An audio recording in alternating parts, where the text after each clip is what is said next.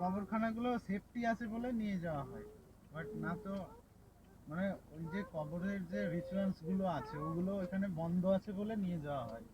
না তো যদি চালু থাকতো তাহলে কোনো মানুষই তো ঢুকতে অ্যালাউ করতো না কেউ, কোনো ইসলামিক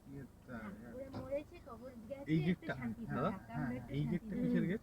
এইটা হচ্ছে মসজিদের গেট।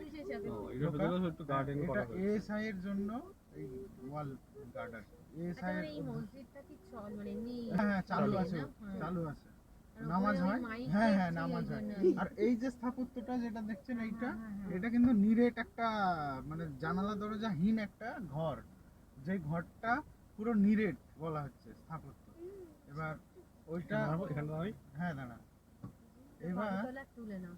হ্যাঁ ঠিক আছে, অসুবিধা। এবার হচ্ছে গিয়ে আপনার অলরেডি 10:45 নামছি না ওনাকে বলতে দাও ওনার কথাটা। এবার হচ্ছে গিয়ে ওইটাকে ইস্ট ইন্ডিয়া কোম্পানি ভেবেছিল ঘসিটি বেগমের লুকিয়ে রাখা ধন দৌলত, যার কারণে উনি কি করেছিল, উনি ইস্ট ইন্ডিয়া কোম্পানির কোন এক কর্মচারী ওখানে কামান ফিট করে ওটাকে ভাঙতে চেয়েছিল।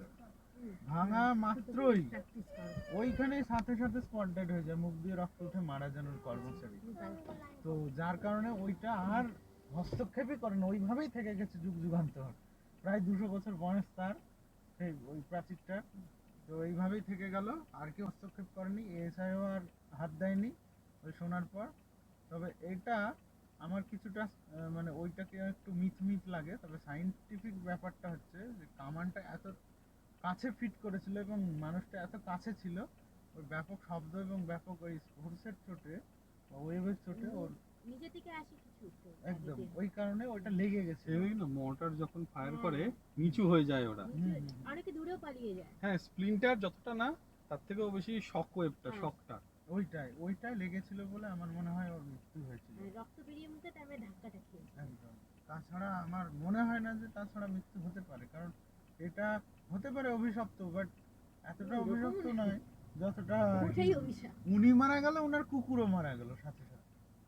এই তারপরে ওনাকে সমাধি ওখানেই দেওয়া হলো, মতিঝিলের ভেতরেই আছে। আর নবাব নওয়াজিশ মোহাম্মদের সমাধির জন্যও আর এই মসজিদটা তৈরি হয়েছে।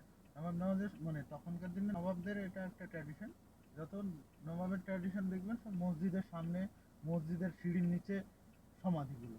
তার নবাব নওয়াজিশ মোহাম্মদেরও সমাধি এই মসজিদের সামনে, এখন ভগ্ন দশা, কিছু নেই, জাস্ট ওই সমাধিটা আর কি শুয়ে আছে, যেরকম দেখলেন আলিবর্দি খায়ের ওখানে 2-3টে সমাধি এমনি শুয়ে আছে ওরকম আছে, আর তেমন কিছু নেই। চলুন না।